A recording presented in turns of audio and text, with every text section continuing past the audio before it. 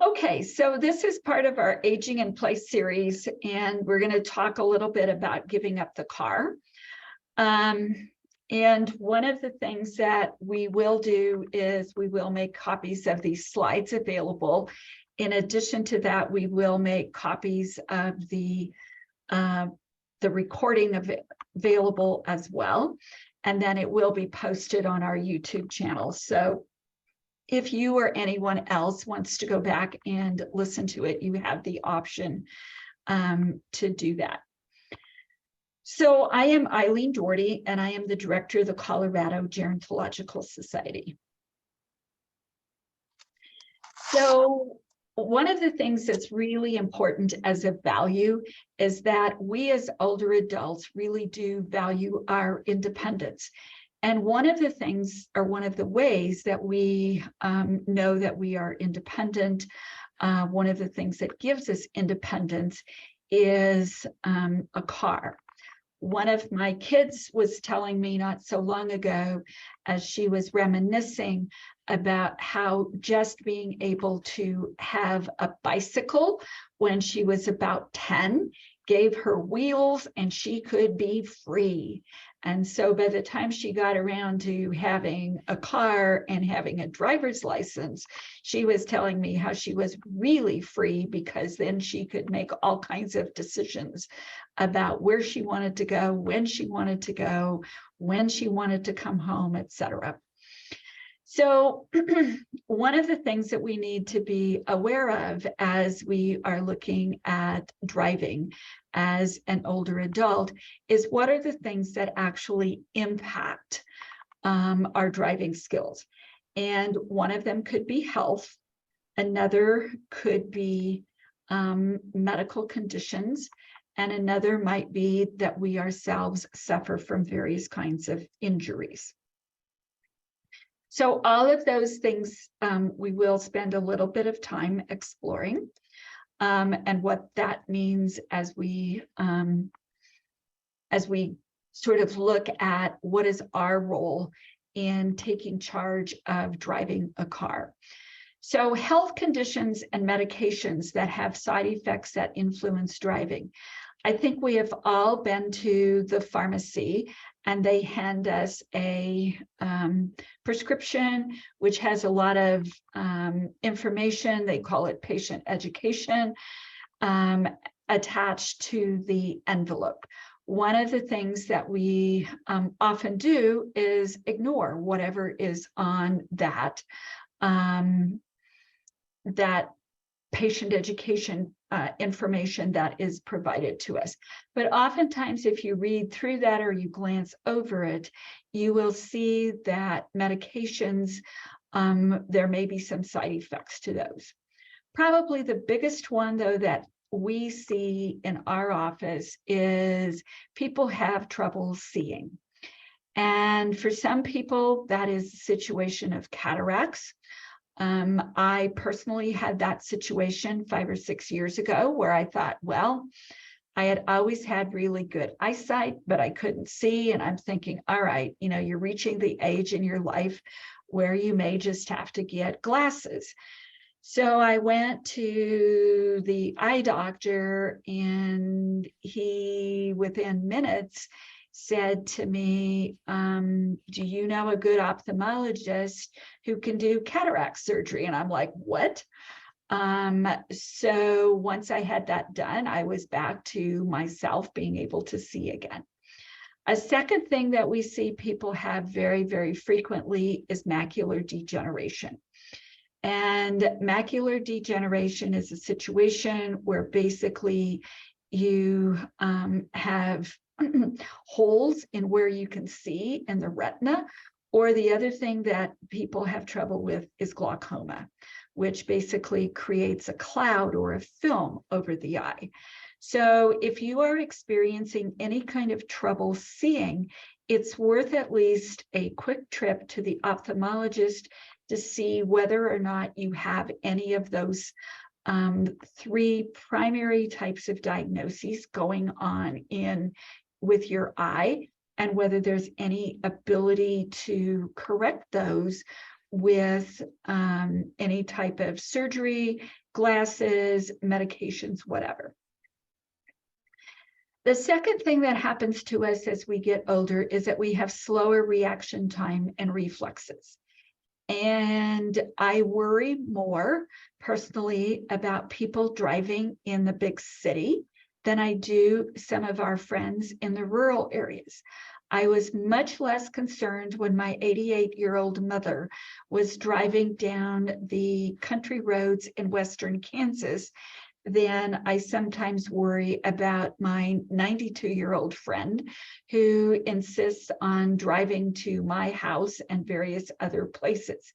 And I worry about that because, as we know, our reaction time is less. It takes us longer for the messages to go from our eye to our brain and then back to either our hand or to our legs and our feet to be able to control the car. Again, that's not something that oftentimes you can do anything about, but we have to be aware of it. And we have to think of ways that we can compensate for that. We don't always think about the impact of hearing on driving. But a lot of times when we are driving, we depend on sound to give us clues about what is going on in our environment around us. And it's not just the sirens that we hear from emergency vehicles, but there's also sound sometimes about a barking dog, or there's sound about how close the car is next to us. Some of you may be aware that one of the things that the electric cars have caused as an interesting problem is that they don't make a sound. So we have retrofit electric cars with very strange noises to be able to hear the motor of the car or know that it is near us and that we need to take precautions whether we're driving or whether we are walking. So sound can be an issue as well that we need to pay attention to. As you think about what might influence your driving skills, it might not hurt to have a hearing test as well, just to make sure that you are, that's not interfering with your driving. As I started to say when we opened about medications, a lot of medications basically will say that they make you drowsy, lightheaded, less alert. Anytime you're taking those kinds of medications, you will want to pay special attention to when you take them. And again, think about it. So if you take a specific medication and you feel drowsy, or it makes you not quite as alert, then check with your doctor and see whether or not you can take that prescription at a different time, especially if you need to, say, go to the grocery store or whatever. Lightheadedness is another thing. What happens when you're lightheaded is that you can't focus. And so you're focused more on, breathing and trying to see than you are on the traffic. Another thing that happens to some people as they get older is they will experience stiff joints and muscles. And this often is the result of arthritis. So again, if your foot or your pedal or your ankle is not moving very well, that slows down your ability to move your foot from the brake to the gas or from the gas to the brake. Making sure, again, that you pay attention to this kind of stuff. Similarly, with your hands, if you have any type of arthritis, you may not grip the steering wheel as tightly as you should. Or if you suffer from things like neuropathy, where you can't feel your extremities, either your legs or your hands or your feet. Again, trying to drive with that type of medical condition is probably not very safe. And again, I know it reduces your independence, but think about the safety of others. I think many of us are also aware of other medical conditions that make it unsafe to drive. So people with Parkinson's disease, and especially those who have a significant tremor, that is oftentimes people will say to me, well, my tremor is really not there if I'm driving. Well, I know that there are certain positions that you can be in where the tremor in Parkinson's is less pronounced than it is in other positions or at other times. But what if one of those tremor times start and you are trying to drive and you can't control your arm or your hand? Then again, you have put yourself as well as someone else in danger. Alzheimer's or other dementias, this again causes people frequently to get lost, to be unable to judge distance, be unable to articulate their surroundings safely. And stroke or stroke-related conditions can also be very difficult because, again, they frequently limit your range of motion. So what are the signs that, as an older adult, may make you unsafe on the road? So some other things in addition to medical and physical conditions to look at is, are there dents in your car that you don't even remember? Did you get too close to somebody? Did you not even realize that you backed into someone else's bumper, or that you pulled too far forward, or that there is a mirror missing on your car? That tells me that you got too close to somebody. Do you have trouble when you back up? Again, can you turn your neck? Can you see behind you? Can you turn your shoulders? If you are having difficulty moving around, then it's probably time to think about, this is a subtle hint that I need to be more aware of. Do you ever find yourself confusing the gas or the brake pedals? My 92 or 94-year-old friend tells me about how he sits around and he actually practices very consciously as to whether or not he's touching the brake or whether he's touching the gas pedal. His edema in his legs causes me great concern about how much he can actually move his foot from the gas to the brake and back and forth, and how much he actually feels. Left-hand turns can be really difficult for all of us. And so if you are having to make a left-hand turn without a turn light, or with a turn light that has already turned red because it's very short turn light, sometimes that can also put us as well as everyone else in danger. Parking, do you find yourself having difficulty pulling into parking spaces? And if any of you have ever been to our office, parking at our office doesn't count, because we have very, very narrow diagonal parking spaces. And I swear to God, if you're off about 3 inches, you are not necessarily on the next person's parking space, but there isn't enough space between you and the other person to be able to get out of their car. But if you have trouble parking and you're parking on the lines, say at the grocery store or at the local department store, then again, pay attention. Are you parking in the center of that space? Are you parking on the line?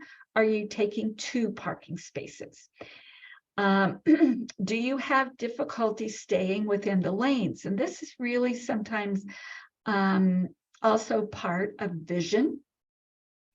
So can you really tell and focus whether your car is in the lane or whether it is crossing the center line? Do you find, again, as your arms are turning, if you have neuropathy, you have a lot of arthritis, are you able to really hold that steering wheel steady? Because part of driving is also being able to control where your car is on the road. Do you find yourself with delayed reaction or response time? And again, this could be happening when you're sitting in your living room. If you hear a sound or you see something, does it take you a few more seconds or more to actually react and recognize what it is that you just heard or saw? If that's the situation, then that could be also affecting your driving. Another thing is driving the wrong speed. And this is really easy to do, especially in driving in the city, because you'll be in a 30-mile-an-hour speed zone, and you either take your foot way off of the brake, so you're driving extremely slow, or your foot will go down and you're driving extremely fast. So again, checking what your speed is and checking it regularly. Many new cars today, they will give you a digital readout of what your speed is. So that again is another cue that it's easier to read than the old dial on some of the odometers. Another thing is, do you find yourself riding the brake? My father used to have an absolute fit when we were learning to drive as kids, because he said you wore out the brakes when you ride them. I had a friend who, as an older lady, always rode the brake. The brakes on her car were always out. And I realized at some point in my career that she was afraid she was going to have an accident. And so basically she controlled the brake with her left foot and she controlled the gas pedal with her right foot. That was how she tried to accommodate her deficiency, but it wasn't necessarily very safe. Some other signs to consider when you or your loved one should no longer be driving. So look at, what is your driving record? Have you had any car accidents? Again, are there dents or scrapes on your car? Many people will go to their later years and never have had a car accident. And then all of a sudden they've got one or two or three. This could be an indication, again, to you yourself that maybe it's time to think about when you drive, where you drive, and how often and under what conditions. If you've had any traffic violations within the last 2 years.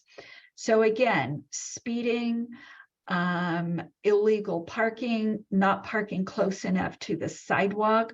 Had a lady not so horribly long ago show up at my house. She was a good friend, or is a good friend, and I had given her a pie, and she went to bring the pie plate back. And she was literally about 28 to 30 inches away from the curb.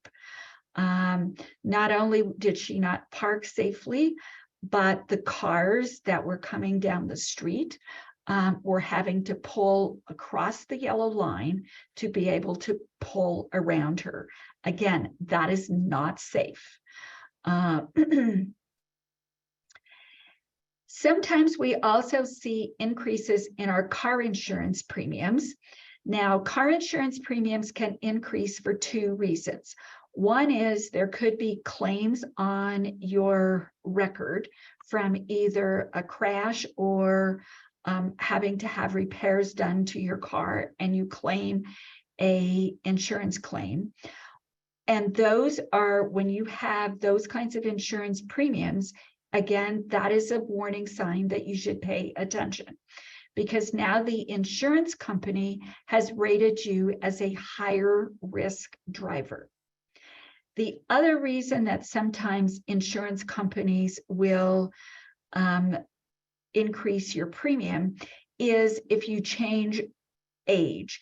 So some companies will have different insurance rate increases.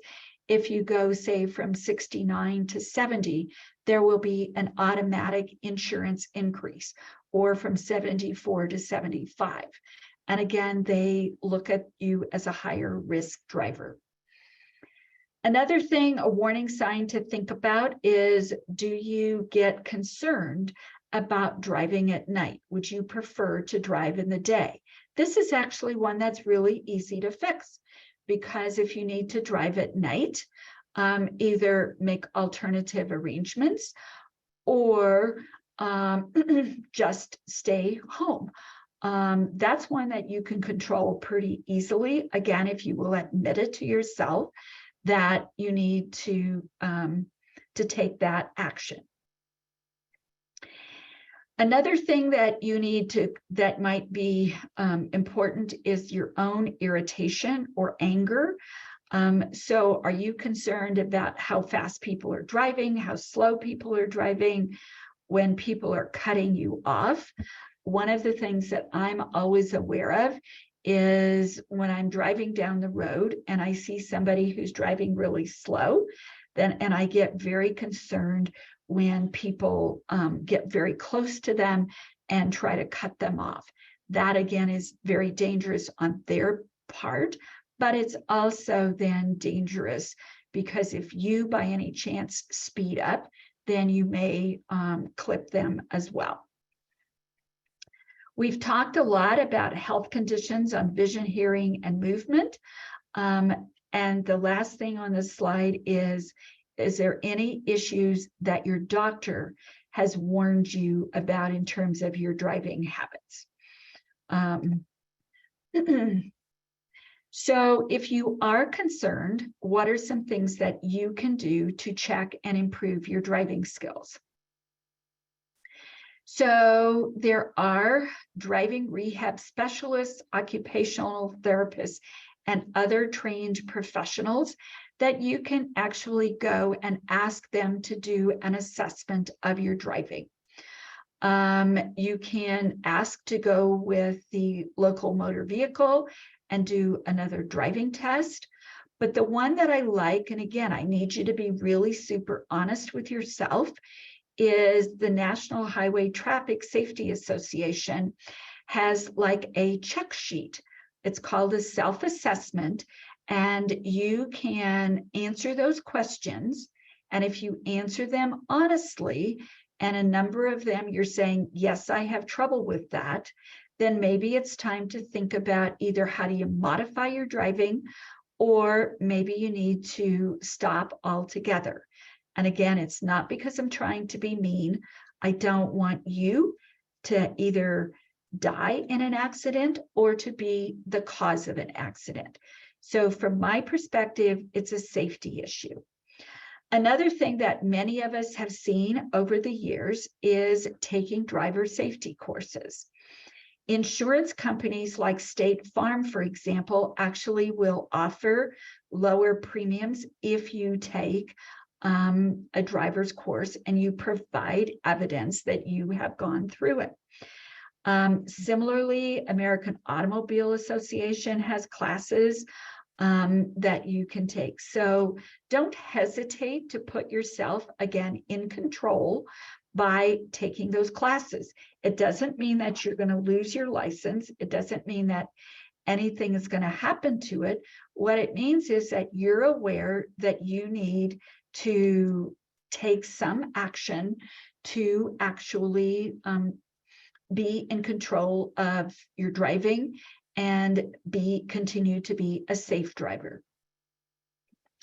One of the things that Colorado passed a couple of years ago is that there was a lot of discussion about people 80 and over having vision problems. So the state legislature passed a bill that says if you are 80 and over and you have to renew your license, then you have to get an eye test from an ophthalmologist. And you have to provide evidence that you had that eye test, I believe it's within the past 6 months.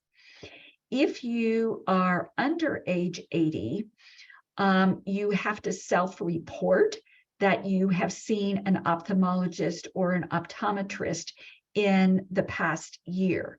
Again, I think a lot of people are not necessarily reporting that accurately, but it is Colorado law. So if you sign up for your driver's license online, you do have to check that box that you did, in fact, see an ophthalmologist or an optometrist. Giving up the keys is really difficult. It means that you are losing another sign of independence, your choice, your freedom, movement, all the things that have been very important to you. And as we get older, we have more losses. And giving up driving is one of those losses. So again, if you are in control of that and you make those decisions, you will feel better about it.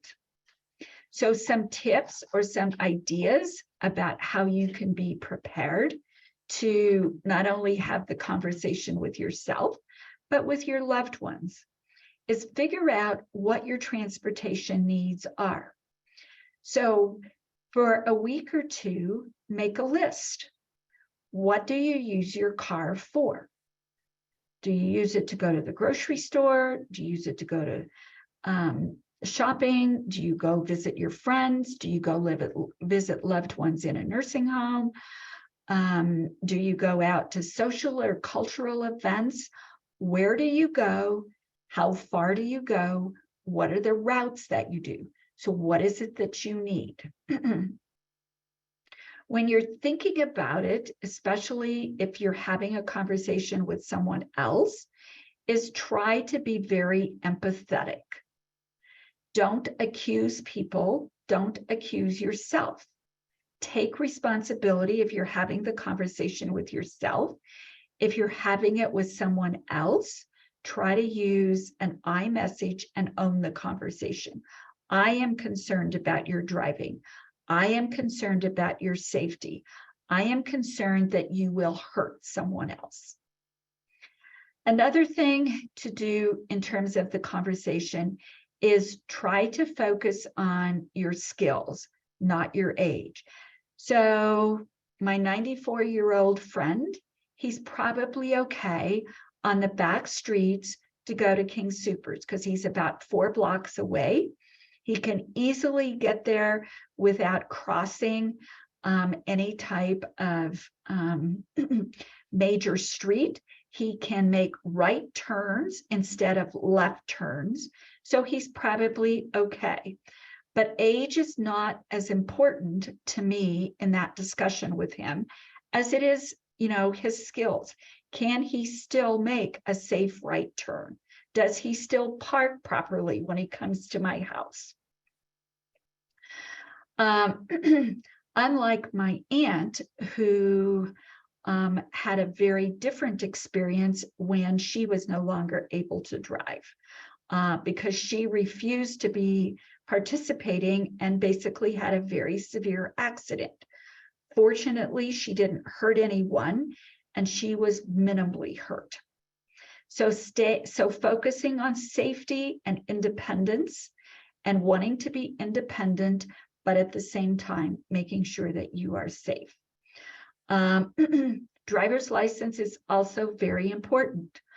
I started to drive long before I had even a valid learner's permit because I grew up on a farm, as some of you know, and we were driving farm vehicles, right at about the age of 8 or 9. We could hardly see over the steering wheel, and sometimes if you were really short, you had to stand up. So again, recognizing that one of the things that makes giving up driving so difficult is for many of us, it is second nature. We almost don't remember a time in our life when we didn't drive. So because it's so ingrained in what we do, a lot of our automatic systems do take over. And that's why being kind of aware of this is important. So if you find yourself deciding that you need to give up the car, or you need to reduce when you use your car, here are some other things to look at. One of the things that the pandemic has done is I think it has made it easier for some of us to accept alternatives when we need our car. So the pandemic has increased and expanded delivery services. So I have not been personally to the grocery store since probably April of 2020 to do a big grocery order. I order my groceries online. I don't have mine delivered because I have 5 healthy young kids that live at my house, and I make them go get them. I figure it's good for their soul to have to go, pick up groceries once in a while and bring them home and put them away. But I rely very heavily on delivery services. Yesterday, I felt really bad, but I needed dishwasher soap.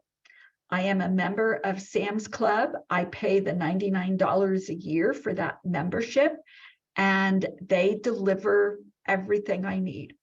And they'll deliver one item or they'll deliver a large order. And yesterday, in the middle of the snowstorm, somebody brought me dishwasher soap because I had ordered it a couple days previously. So I rely very, very heavily on these delivery services. I do order a lot of things online as a result of that. And I have gotten over this need to pick up and touch everything that I purchase. So I don't purchase much in the way of clothing or shoes online. I still have to go to the store to pick those things up. But inanimate objects and groceries, I order a lot. The meal services that we have, a lot of people do not like them. Some are better than others. I also sometimes order for some of the clients of CGS.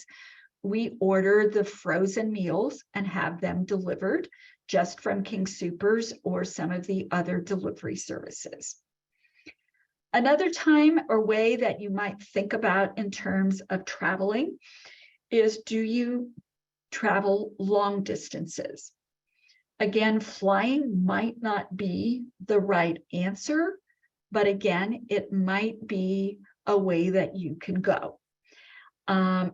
Flying, I think, has gotten more expensive over the last year to 2 years.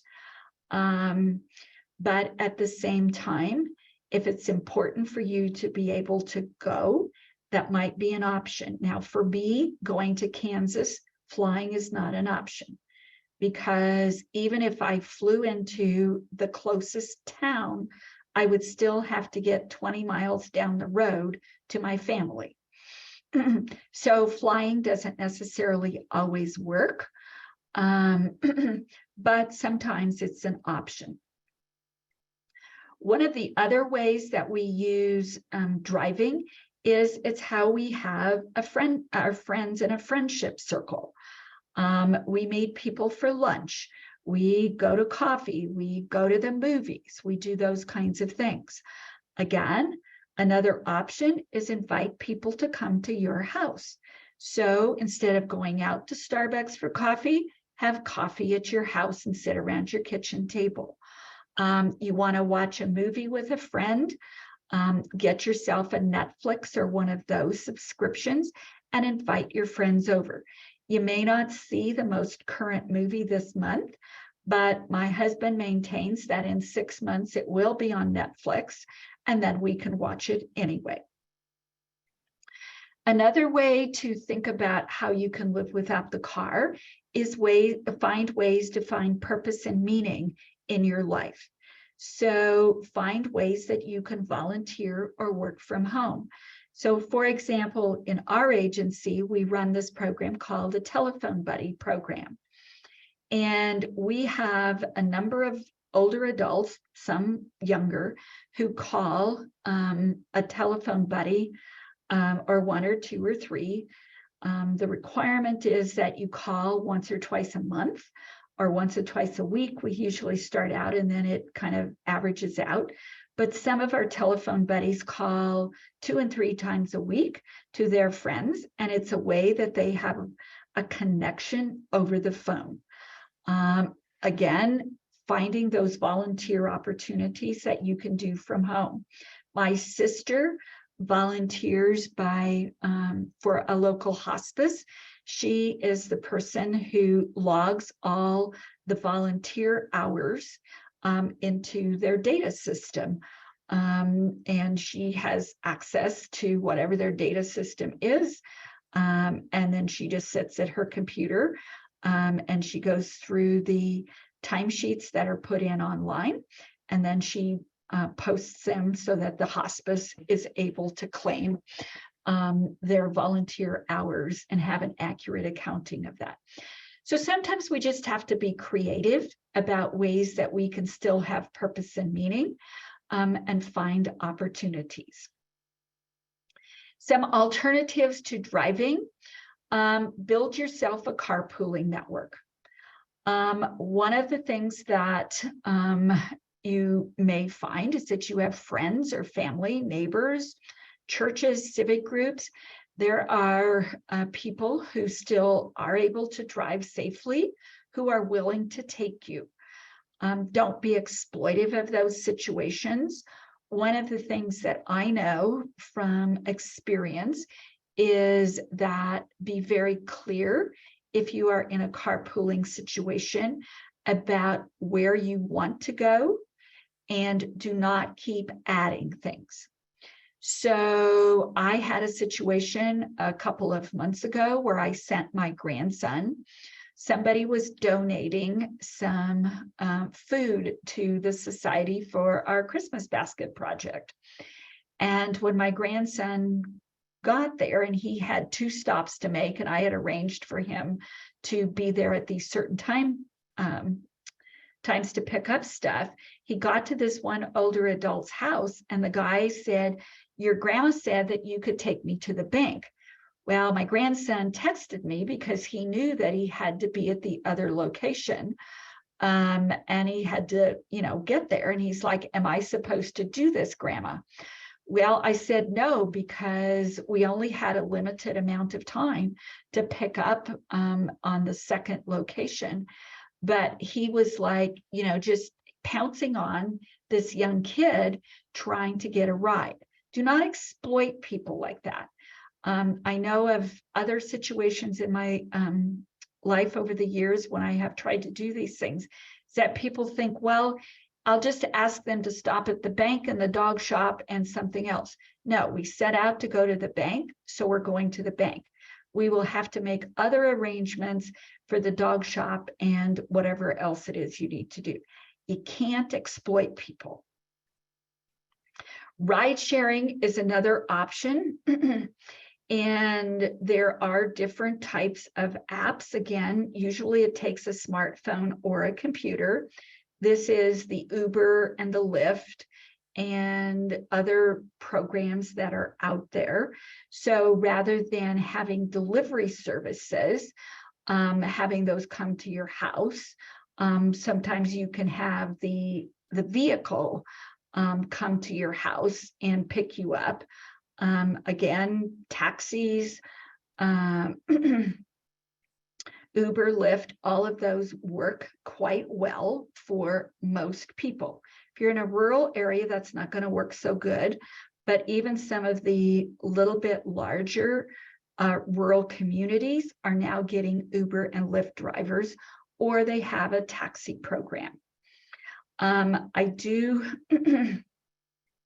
know of situations where people have, in fact, made that work. The last option is always to use public transportation, either the bus or light rail.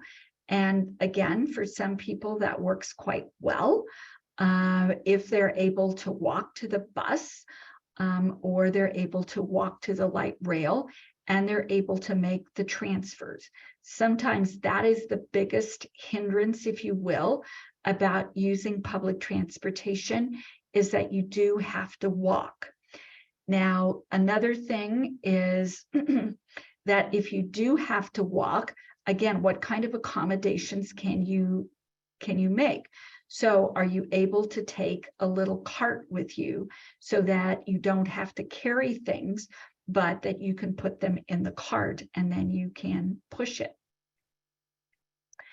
So kind of to summarize this piece, I had a very dear friend who many years ago, some of you may remember that the American Red Cross in Denver offered rides to the doctor. And people would either drive the Red Cross vehicles or they would drive their own vehicles, depending on the situation. This lady was about 92 years old, and she was a retired school teacher. She drove for the Red Cross, and she drove for many years for them. At 92, she decided that she needed to give up driving for the Red Cross, because she said to me, I am going to die without ever having a car accident that was my fault. So she sat down and she made a list of the costs for a year. She kept very good track of what oil changes cost, what tire changes cost, what antifreeze, gas, insurance, all the things associated with her car and the costs of that. She always also drove a very relatively new car because she was working for the Red Cross. So she decided she would give that up and she would give up her car. So she said she took the money, and at first she did it with cash, she said, so that she could really trust herself. So every month she would take $100 or $200, whatever it was, and she got the cash out of her bank account. And she decided that she was going to use transportation. This was before we had Uber and Lyft, so she primarily used taxi cabs, but she was not going to limit any of her activities. So, the lunch groups that she went to, she was going to go get her groceries, she was going to go to the doctor, she was going to do all of those things using the money that she had put in her little stash for the month. And after about 6 months, she told me that she did not stop going any single place that she had been going when she had her car, and she had about $60 left in her little stash after going every place she wanted to. And she said, I just plan to know that it's going to take me a little bit longer because it's going to take a while for the taxi cab to get there and those kinds of things. But she was able then to accomplish her goal, which was to never have caused an accident, but at the same time, to be as independent with the support of taxi cabs as she had been prior to that. She also made up her mind that she was not going to depend on family and friends to take her any place, that she was going to do all of that with her own money. So it can be done. She's a great example of how you can live without a car and yet be independent. So this last slide is just a little bit about resources. You can always call your area agency on aging. For those of you who are in the Denver area, that number is 303-455-1000. Or you can call the elder care locator if you don't happen to know it. at the number on the screen of 800-677-1116, and they can direct you to the area agency on aging in your area. The area agencies on aging are required by federal law to fund transportation programs. One of the things that they have struggled with over the last few years is increasing costs of owning vehicles, increasing gasoline costs, increasing wages, finding volunteers to drive, all of those issues that are very difficult for all of us at this point in time. Those transportation providers have struggled with that as well. But so they have also been very creative about different ways that they find themselves funding transportation. But if you are anywhere in the United States, theoretically, you can check with the elder care locator people. Or another resource is that the INT America also has information on resources in counties. I'm not 100% sure how accurate that information is and how often it is updated, but it's another resource that might be available to you. So with that, that ends my remarks for this afternoon.